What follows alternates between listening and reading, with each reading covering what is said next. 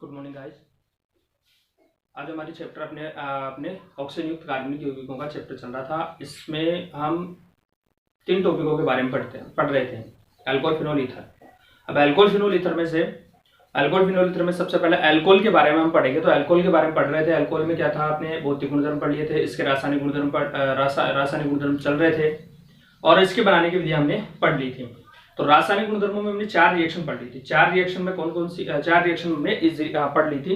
ये 4 रिएक्शन में अपने पास 4 रिएक्शन के बाद में कौन सी है, 5वीं रिएक्शन कौन सी है, एसिडीकरण। अब एसिडीकरण में क्या होगा अपने पास, ये है एल्केनॉइल क्लोराइड। इस एल्केनॉइल क्लोराइड की अगर अल्कोहल के साथ रिएक्शन करवाएं तो यहाँ पे क्या बनेगा, अपने पास एस्टर बनेगा और एचसीएल बाहर निकल जाएगा।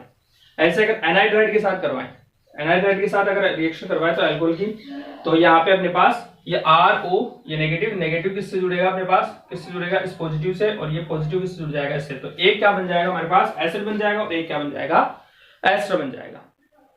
ठीक है। अब यहाँ देखिए अपने पास कुछ इसी रिएक्शन से रिलेटेड कुछ टॉपिक्स है। यहाँ पे देखिए, यदि अपने पास क्या हो, यदि R व R डैश डबल डैश के स्थान पर, R और R डबल डैश के स्थान पर क्या हो अपने पास, यहाँ पे स्थान पर हाइड्रोजन परमाणु H प्रतिस्थापित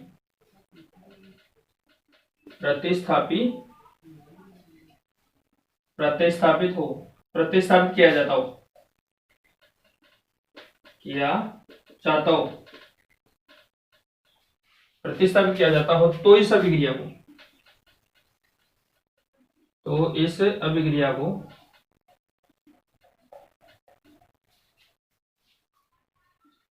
एसिडीकरण अभिक्रिया कहते हैं।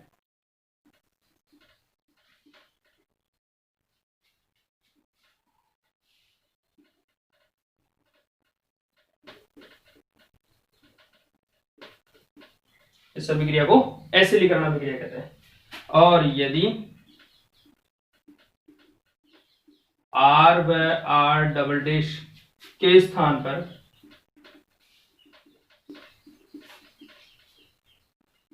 CH3 समूह, मैथिल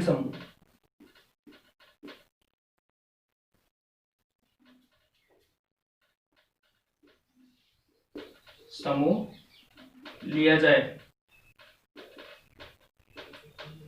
तो इस अभिक्रिया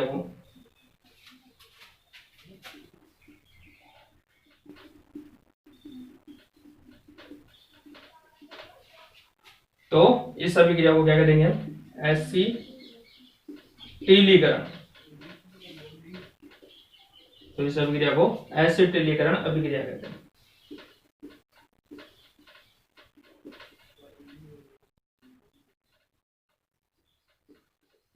तो इस अभिक्रिया को एसिटिलीकरण अभिक्रिया कहते हैं। ठीक है, यानी इस R डबल डैश, ठीक है, और यहां जो R डैश लिया है हमने, ठीक है, R डैश यहां पे लिया है, इस R डैश के स्थान पर क्या ले रहे हैं हम, R डबल डैश के स्थान पर क्या ले रहे हैं हम, ठीक है, सॉरी इसके नहीं, इसके R डबल डैश और R डैश के स्थान पर क्या ले लें हम, मैथिल ग्रुप ले लें। यदि मैथिल ग्रुप ले लें तो कौन सी अभिक्रिया हो जाएगी, एसिटिलीकरण अभिक्रिया हो जाएगी। और इन दोनों की जगह हम क्या ले लें, यदि H ले लें तो इस अभिक्रिया को हम क्या कह देंगे, एसिडीकरण अभिक्रिया कह देंगे। क्लियर है, फटाफट इसके स्क्रीनशॉट ले लीजिए, फिर आगे बढ़े अपन। अब आगे देखिए इसकी जो नेक्स्ट रिएक्शन है, ये तो कौन सी थी अपने पास, अल्कोहल की कौन सी रिएक्शन थी, RO और ये H, ऑक्सीजन और हाइड्रोजन के बीच विदलन की अभिक्रिया थी। ठीक है, यानी A हमने पढ़ लिया था, 4 A B C D में हमने इसको डिवाइड किया था। इसमें हमने फर्स्ट रिएक्शन हमने क्लियर कर ली है। इसके बाद में देखिए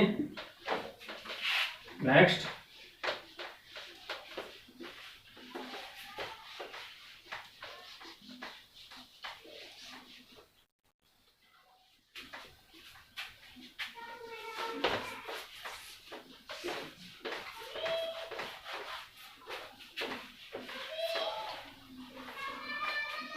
देखिए एल्कोहल की अब कौन सी रिएक्शन पड़ेगी अपने पास, ये बी कौन सी अपने पास, अल्कोहल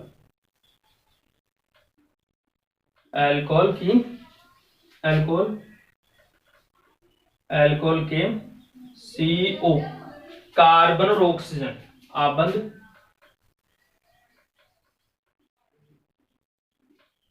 विदलन, विदलन का मतलब टूटना, आबंध के विदलन मतलब दोनों के बीच में विदलन के कारण, विदलन के कारण अभिक्रिया।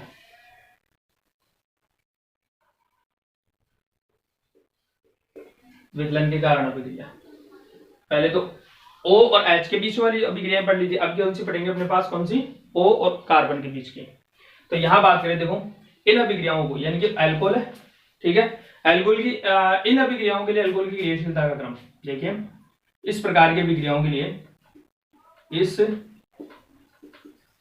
प्रकार की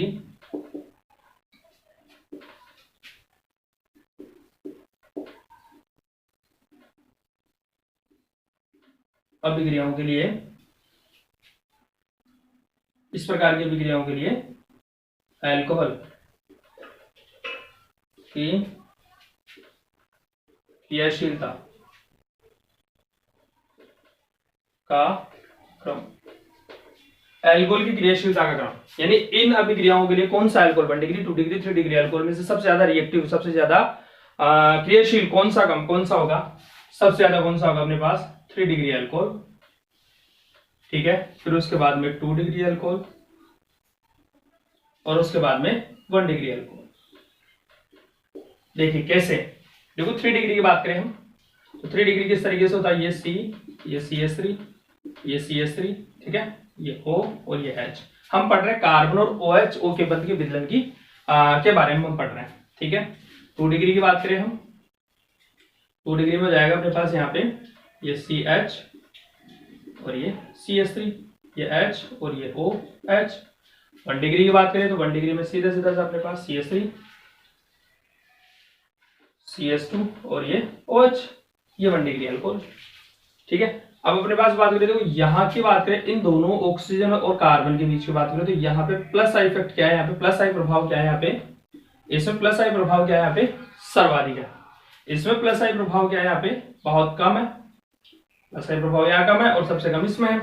तो प्लस आई ये क्या करेंगे, CH3 इस कार्बन को इलेक्ट्रॉन क्या कर लेंगे, इजिली डोनेट कर देंगे, इजिली डोनेट कर देंगे, और ये ऑक्सीजन इस कार्बन से इलेक्ट्रॉन लेकर यहां से इलेक्ट्रॉन लेकर यहां से क्या निकल जाएगा, ये नेगेटिव हो जाएगा, यहां से क्या हो जाएगा, ये पॉजिटिव हो जाएगा। तो इन दोनों में विद्युत ऋणता का अंतर, ऑक्सीजन की विद्युत ऋणता क्या हो जाएगी, यहाँ पे ज्यादा होती है। तो ये क्या करेगा, इलेक्ट्रॉनों को इस प्लस आई प्रभाव के कारण इलेक्ट्रॉनों को अपनी ओर आकर्षित करेगा और इस कार्बन और ऑक्सीजन के बीच के बंध को इजिली क्या कर देगा, तोड़ देगा। इसलिए सबसे ज्यादा क्रियाशील कौन सा हो जाएगा अपने पास, 3 डिग्री अल्कोहल, ठीक है, आ गया होगा समझ में। अब इसके बाद देखिए 3 डिग्री अल्कोहल समझ में आ गया, सबसे सर्वाधिक क्रियाशील है, सर्वाधिक क्रियाशील कौन सा अपने पास 3 डिग्री अल्कोहल, ठीक है। अब इसके हम क्या पढ़ेंगे, रासायनिक विधियां देखिए, इसकी रासायनिक विधियां कौन कौन सी होती है। 3 डिग्री अल्कोहल का बताई दिया आपने, आपको 3 डिग्री अल्कोहल का हमने पढ़ ही लिया। अब इसके बाद देखिए इसके अल्कोहल, यानी कि इस अल्कोहल की अभिक्रिया कौन कौन सी है। इसमें फर्स्ट रिएक्शन पड़े अपने पास हैलोजन अम्लों के साथ, किसके, हैलोजन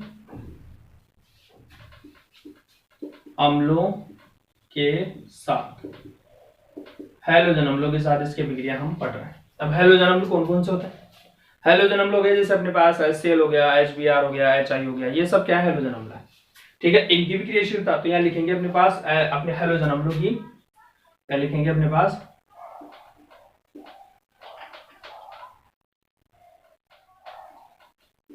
हैलोजन अम्लों की अल्कोहल के साथ, किसके साथ, अल्कोहल, अल्कोहल के साथ क्रियाशीलता का क्रम। अब अल्कोहल की क्रियाशीलता का क्रम देखिए किस तरीके से। अब यहां से सबसे अपने पास बात करें कि यहां देखो हाइड्रोजन परमाणु तो सेम है, यहाँ क्या है, हाइड्रोजन परमाणु तो यहाँ सेम है, HI ज्यादा होता है, इसके बाद में HBr होता है, फिर HCl होता है, ठीक है, ठीक है, HCl होता है। आगे समझ में क्यों होता है, क्योंकि अपने पास वर्ग अपन पढ़ेंगे आगे, अपने आवर्त सारणी में 11th में पढ़ा होगा आप लोगों ने। इसमें अपने पास वर्ग में ऊपर से नीचे की ओर आने पर वर्ग में इसमें 17 जो वर्ग है हैलोजन जो वर्ग ऊपर से नीचे की ओर आने पर क्या होता है, आकार में क्या होती है, वृद्धि होती है। आकार में क्या होगी, वृद्धि होती है। आकार में वृद्धि होने से इनकी आकार में वृद्धि होने से क्या होगा अपने पास h, क्योंकि आई यहाँ पे, क्योंकि हाइड्रोजन यहाँ पे क्या है, समान है, और यहाँ इस आई का आकार क्या है, बड़ा है, तो इसमें अपने पास आई का आकार बड़ा होने के कारण क्या हो जाएगी, इसकी क्रियाशीलता सबसे ज्यादा हो जाएगी। पाजांस नियम के अनुसार, पाजांस नियम के अनुसार क्या होगा, इसकी क्रियाशीलता ज्यादा क्यों होगी, क्योंकि यहाँ पे इसकी क्या है, आकार क्या है, यहाँ पे बड़ा है। तो जिसका आकार है, जो ऋणायन का आकार जिसका बड़ा होगा उसकी क्रियाशीलता, ऋणायन का आकार जिसका बड़ा होगा उसकी क्रियाशीलता उतनी क्या होगी, अधिक होगी। तो इसकी क्रियाशीलता इसलिए अधिक होती है। ठीक है, आ गया समझ में। अब देखो कुछ रिएक्शंस पढ़े इससे रिलेटेड कुछ एग्जांपल्स पढ़े। देखिए यहाँ पढ़े अपने पास C2H5 है, एथेनॉल है, इसका नाम क्या है अपने पास, एथेनॉल। ठीक है, इस एथेनॉल की रिएक्शन हम बात करें, एथेनॉल की रिएक्शन की बात करें किसके साथ, HCl, एथेनॉल की रिएक्शन HCl और HCl के साथ, और अर्जेंसी किसकी रहेगी, शुष्क ZnCl2 जिंक क्लोराइड की रहेगी। ठीक है, शुष्क जिंक, तो यहाँ पे बन तो जाएगा लेकिन इसकी जो क्वांटिटी रहेगी वो क्या बनेगी, बहुत कम बनती है। तो यहाँ क्या आ जाएगा C2H5, ठीक है, और यहाँ क्या आ जाएगा Cl, प्लस में क्या निकल जाएगा H2, प्लस में क्या निकल जाएगा H2। ठीक है भाई, यहां से तो ये OH और यहां से ये H2 निकाल देगा और हैलाइड का निर्माण हो जाएगा। फिर ऐसे कैसे अपने पास किसके साथ, Br के साथ पढ़े, HBr के साथ पढ़े। ठीक है, HBr के साथ पढ़े, और HBr के साथ पढ़ेंगे तो अब इसमें देखिए ये H और ये OH क्या निकाल देगा, H2 निकाल देगा, बचा क्या अपने पास C2H5 और ये Br बच गया। ठीक है, ये जो रिएक्शन कंप्लीट होने की दर है यहाँ पे, इस रिएक्शन की, इसके अल्कोहल के साथ रिएक्शन की यहाँ पे कितनी होती है, 48% होती है, चांसेस होते हैं 48% इसके कंप्लीट होने के। ठीक है, अब इसके बाद में इसकी थर्ड रिएक्शन किसके साथ, HI के साथ कितने, तो ये HI के साथ रिएक्शन करेगी, 85% इसके चांसेस होते हैं रिएक्शन करने के। ठीक है, 85% इसके चांसेस होते हैं रिएक्शन करने के। अब यहाँ से वही H और OH निकल जाएगा, यहाँ पे क्या निकल जाएगा H2 और यहाँ बन जाएगा C2H5 और यहाँ क्या आ जाएगा I, इथाइल आयोडाइड। क्लियर है, तो ये किसके साथ होगी, हैलोजन अम्लों के साथ ये रासायनिक अभिक्रिया होगी। आगे समझो। अब आगे देखिए नेक्स्ट इसके साथ हम पढ़े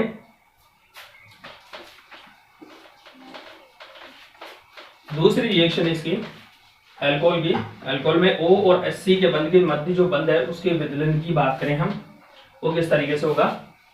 देखिए फास्फोरस ट्राइक्लोराइड के साथ जो सेकंड रिएक्शन है, किसके साथ, फास्फोरस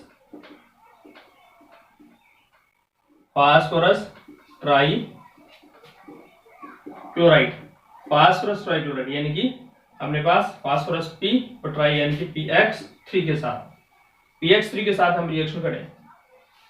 ठीक है, अब PX3 कौन से PX3 बनाने का, तो PX3 बनता कैसे है, देखो फास्फोरस की रिएक्शन हम किसके साथ कराते हैं, हैलोजन के साथ। किसके साथ, ये हैलोजन है, ये यहाँ पे क्या है, X क्या है, यहाँ पे हैलोजन, यहाँ पे X क्या है, यहाँ पे हैलोजन। ठीक है, तो यहाँ पे इसके 2 मोल ले ले, इसके कितने मोल ले ले, हम 3 मोल ले ले। ठीक है, तो ये रिएक्शन बन जाएगी अपने पास 2 मोल क्या बन जाएंगे, PCl3 का फॉर्मेशन हो जाएगा। ठीक है, PCl3 का फॉर्मेशन हो जाएगा यहाँ पे। अब ये PCl3 बन गए, फास्फोरस ट्राइक्लोराइड बन गई, ये किसके साथ रिएक्शन करेगा, अल्कोहल के साथ। तो यहाँ पे जैसे अल्कोहल, ये C2 अल्कोहल की बात करें अपने पास, ये C2H5 और यहाँ क्या जाएगा OH, इसके साथ रिएक्शन करवाएं, PCl3 के साथ हम रिएक्शन करवा दें। तो जब भी फास्फोरस ट्राइक्लोराइड के साथ रिएक्शन करवाई जाती है तो एथेनॉल के या अल्कोहल के 2 मोल लेते हैं। ठीक है, अल्कोहल के कितने मोल लेंगे, यहाँ पे 2 मोल लेंगे। क्लियर है, तो यहाँ अपने पास C2H5Cl 2 मोल तो हमारे पास प्राप्त हो जाएंगे। इसके साथ और कौन सा उत्पाद बनेगा, H3PO3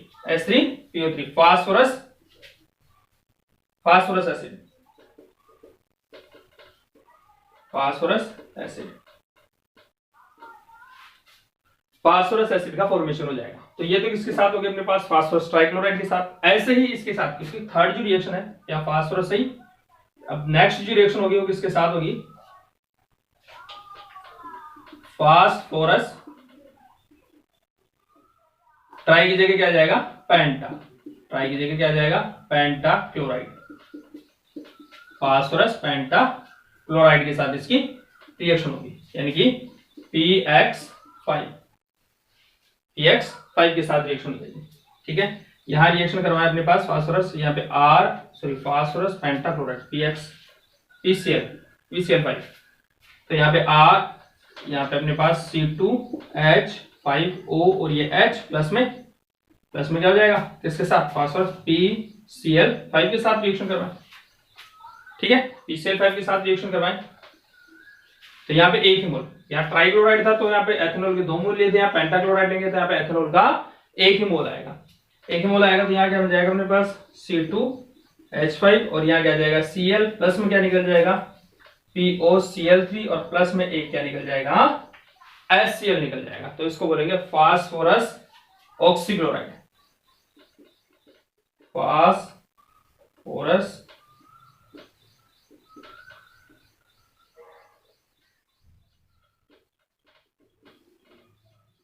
तो ये हो गई अपने पास किसकी फास्फोरस ट्राइक्लोराइड और फास्फोरस ट्राइक्लोराइड और फास्फोरस पेंटाक्लोराइड के साथ ये रिएक्शन हो गई। आप इसका फटाफट स्क्रीनशॉट ले लीजिए, फिर हम आगे इसको कंप्लीटली डिस्कस करेंगे, ले लिया होगा। अब इसके बाद देखिए नेक्स्ट है थर्ड कंप्लीट होगी, इसके बाद देखिए 5 जो रिएक्शन है वो थायोनिल क्लोराइड के साथ पढ़ेंगे। देखिए फोर्थ जो रिएक्शन हमारी वो किसके साथ है, फोर्थ रिएक्शन की बात करें हम थायोनिल क्लोराइड,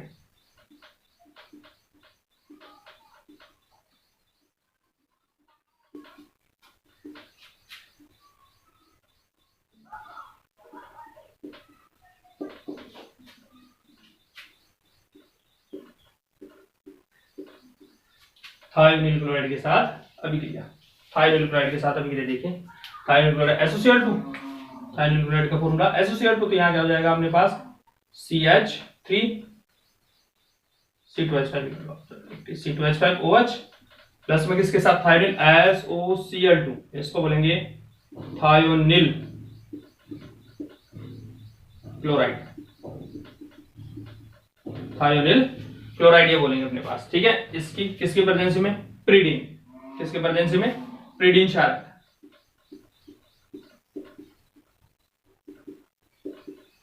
ये हमने ये अपने मतलब हेलो एल्केन वाले चैप्टर में भी थी, हेलो एल्केन में अपने पास मतलब हैलाइड बनाने की रिएक्शन थी अपने पास। ठीक है, तो यहाँ प्रीडीन क्षारक क्यों मिलाया जाता है इसका रीजन भी बताएंगे, पिछले मैंने क्लास में बताया था।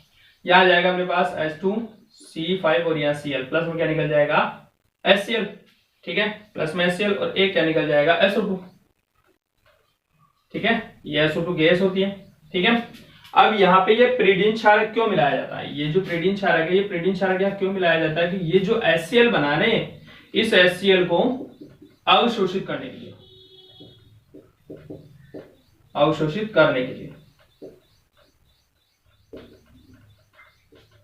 करने के लिए बनाया जाता है।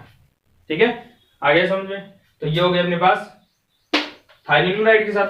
फिफ्थ जो रिएक्शन है इसकी, 5 जो रिएक्शन है वह अमोनिया के साथ, अमोनिया के साथ अभिक्रिया, अमोनिया के साथ अभिक्रिया देखिए अमोनिया के साथ अभिक्रिया पढ़े। देखिए अमोनिया के साथ क्या हो जाएगी, देखिए एल्कोहल है ये अपने पास CH3 CH2 और ये OH, इन दोनों के विलयन के बीच की तरफ अपन पढ़ रहे हैं, तो यहाँ पे किसके साथ अमोनिया, किसके साथ अमोनिया में हो जाएगा। देखो अमोनिया का ये फॉर्मूला NH2 अमोनिया ही है, इसको हम इस तरीके से भी लिख सकते हैं, NH3 भी लिख सकते हैं अमोनिया। तो यहां से तो ये क्या निकल जाएगा H2 निकल जाएगा और यहाँ क्या बन जाएगा अपने पास एमीन, यहाँ क्या बन जाएगी अपने पास एमीन बन जाएगी। तो यहाँ हो जाएगा अपने पास CH3 CH2 NH2 प्लस में क्या निकल जाएगा H2। अगर यहाँ पे 2 डिग्री अल्कोहल लेगा तो 2 डिग्री अमीन में 1 डिग्री अमीन का निर्माण होगा। यहाँ क्या होगा अपने पास केवल और केवल 1 डिग्री अमीन का फॉर्मेशन होगा। ठीक है, हम अल्कोहल की रिएक्शन अमीन के साथ करवाएंगे तो किसका डिग्री का 1 डिग्री अमीन का निर्माण होगा। आ गया समझ में, अमोनिया के साथ आ गई समझ में। अब इसके बाद में 4 5 रिएक्शन हो गई केमिकल रिएक्शंस। इसके बाद देखिए नेक्स्ट,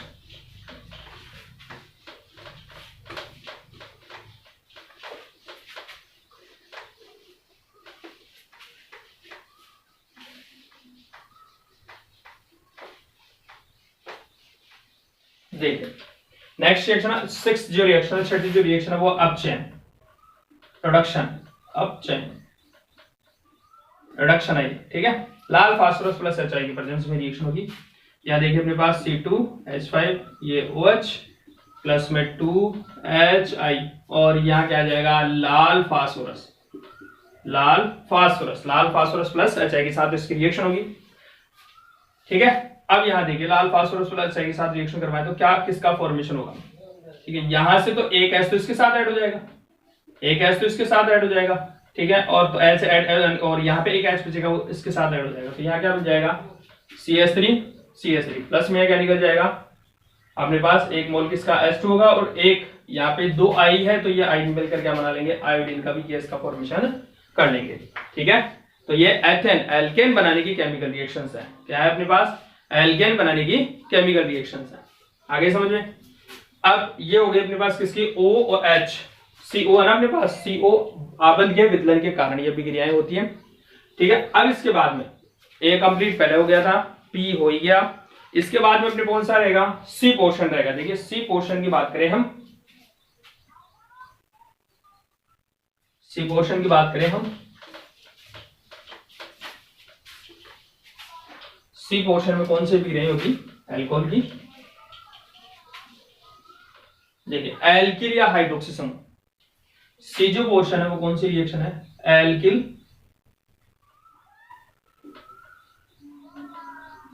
एल्किल व हाइड्रोक्सी समूह। एल्किल का एल्कोहल में होता है, एल्किल ग्रुप भी होता है और हाइड्रोक्सी OH समूह भी होता है, दोनों होता है, ठीक है। समूह से संबंधित अभिक्रिया,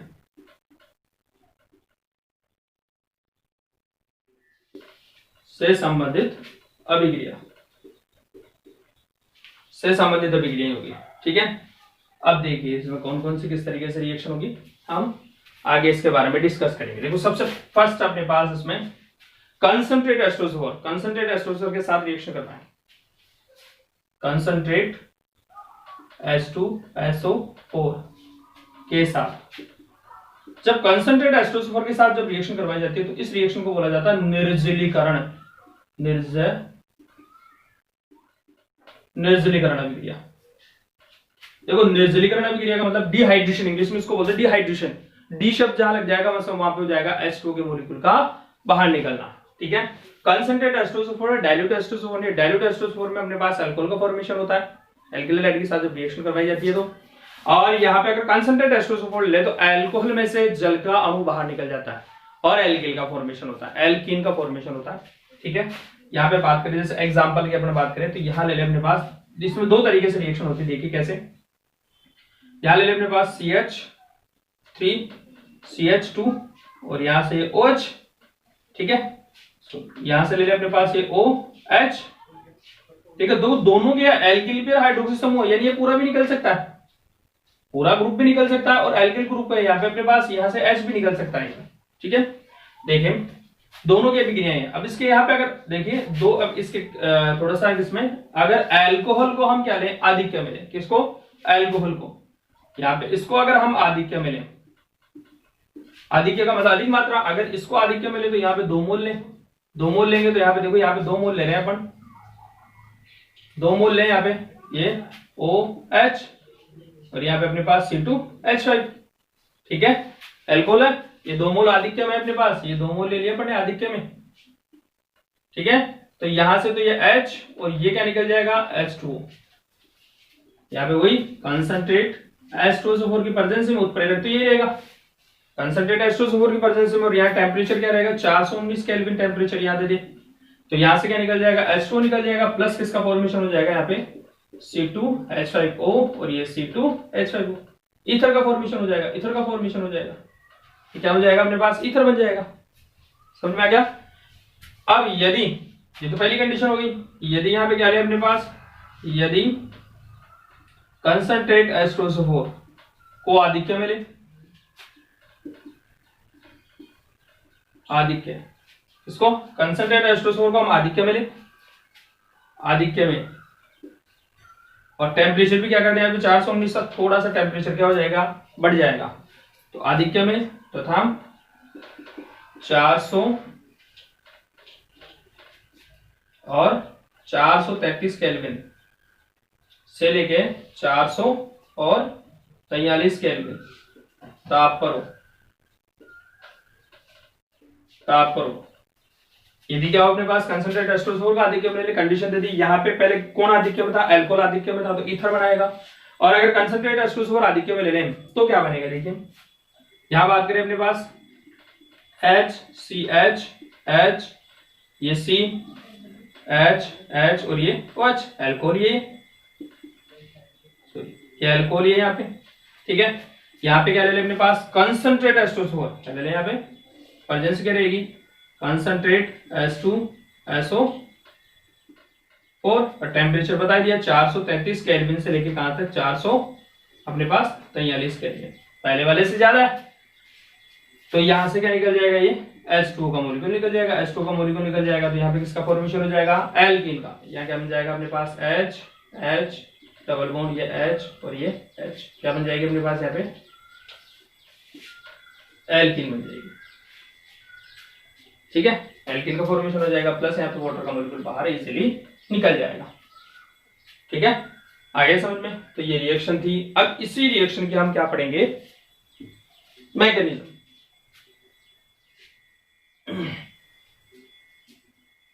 इसी रिएक्शन की हम क्या पढ़ेंगे, देखो क्रियाविधि, देखिए जैसे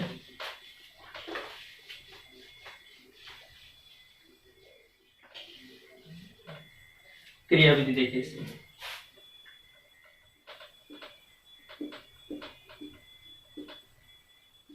मैकेनिज्म। अब इस मैकेनिज्म में फर्स्ट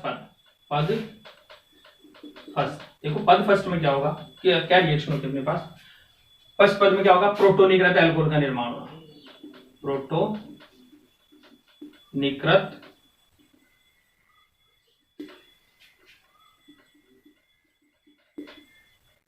अल्कोहल का निर्माण, प्रोटोनिकृत अल्कोहल का निर्माण हो जाएगा, ठीक है। अब प्रोटोनिकृत अल्कोहल का निर्माण देखो कैसे होगा। सबसे पहले कैटलिस्ट, सबसे पहले रिएक्शन कौन करेगा, कैटलिस्ट। कैटलिस्ट की बात करें हम, ये H2SO4 है, ये डिवाइड होगा, देखिए ये कैटलिस्ट सबसे पहले, क्योंकि कैटलिस्ट का काम यही है कि रासायनिक अभिक्रिया के वेग में क्या कर देता है, परिवर्तन कर देता है, और स्वयं क्या रहता है, अपरिवर्तित रहता है। ये वापस अपने आप में अपरिवर्तित रहेगा, देखो यहाँ पे बना लेगा H+ और यहाँ HSO4- बना लेगा, ठीक है। अब बात करें हम अल्कोहल की, तो यहाँ क्या था अपने पास, CH3 CH2 और ये OH, CH3 CH2 OH, ये O और ये H, इसके पास लोन पेयर प्रेजेंट होता है। ये जो प्रोटॉन बना है, ये प्रोटॉन क्या करेगा, इसके साथ ऐड हो जाएगा, तो ये लोन पेयर ऐड हो जाएगा, तो यहाँ क्या बनाएगा अपने पास, देखिए C2H5 और ये प्लस ये H और ये H प्लस 7 प्रोटॉन, ये क्या बन गया अपने पास, प्रोटोनिकृत अल्कोहल,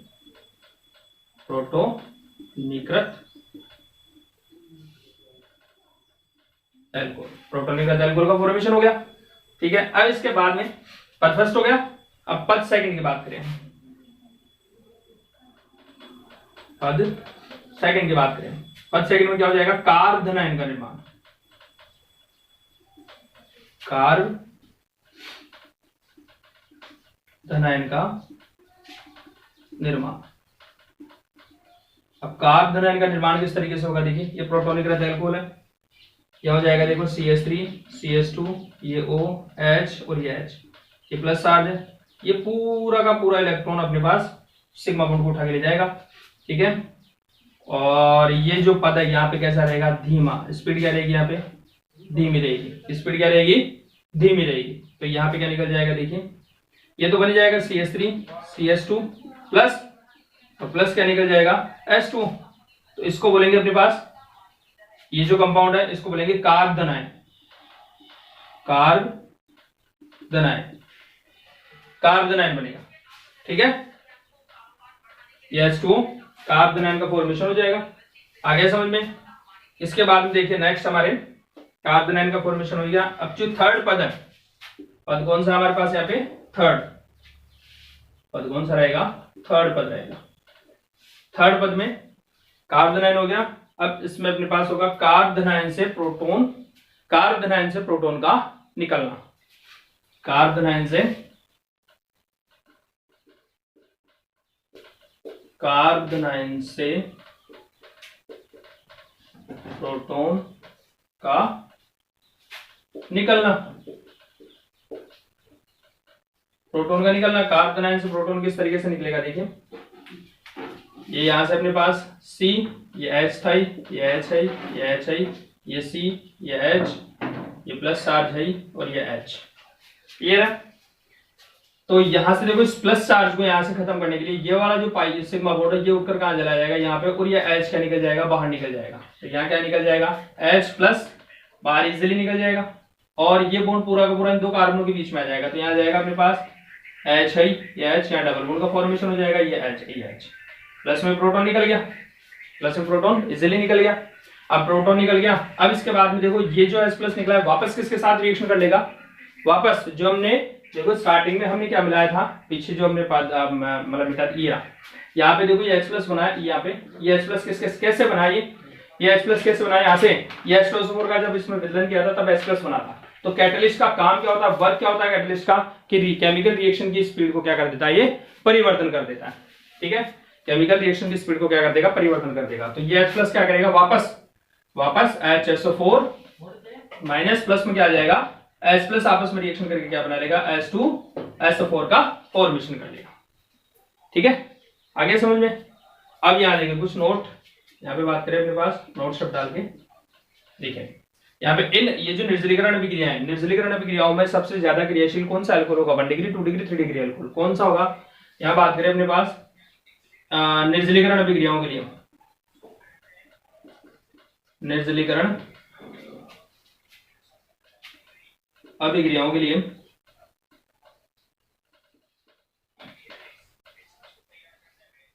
अल्कोहल, निर्जलीकरण अभिक्रियाओं के लिए अल्कोहल की क्रियाशीलता का क्रम, अल्कोहल की क्रियाशीलता का क्रम क्या हो जाएगा, सबसे ज्यादा क्रियाशील कौन सा रहेगा, 3 डिग्री अल्कोहल, सबसे ज्यादा क्रियाशील 3 degree alcohol is less than 2 degree alcohol is less than 1 degree alcohol. तो सबसे ज्यादा क्रियाशील प्लस आई प्रभाव के कारण इजिली रिएक्शन होने की कौन सी संभावना है, 3 डिग्री अल्कोहल की, फिर उसके बाद में 2 डिग्री, फिर उसके बाद में 1 डिग्री अल्कोहल का फॉर्मेशन है। आ गया समझ में, फटाफट स्क्रीनशॉट ले लीजिए, इसके बाद में एक नोट और लिखवाएंगे अपने पास। आगे देखिए इसमें अपने पास बात करें कि साहब अल्कोहल तो अपन ने पढ़ रहे हैं कि अल्कोहल कौन सा सबसे ज्यादा, ये पढ़ लिया अपन ने, इसकी क्रियाविधि पढ़ ली। इसके बाद में एक कि जो अल्कोहल में 1 डिग्री अल्कोहल ज्यादा रिएक्शन, भाई अल्कोहल है 1 डिग्री अल्कोहल है, 2 डिग्री अल्कोहल है, 3 डिग्री अल्कोहल है, ये सब अल्कोहल्स है इसमें। ठीक है, इसमें देखिए अपने पास कि ये जो अभिक्रिया है ना अपने पास कंस, ये जो अभिक्रिया है किससे, 2 तरीके से संपन्न होती है रिएक्शन। देखिए ये जो निर्जलीकरण अभिक्रिया है, क्रियाविधि हो गई, इसके अंदर ये जो रिएक्शन है 2 तरीके से संपन्न होती है, 2 टाइप्स में, 2 तरीके से। कैसे होगी देखिए, एक नियम लगता है अपने पास, एक सेटजेफ नियम, यानी कि यह अभिक्रिया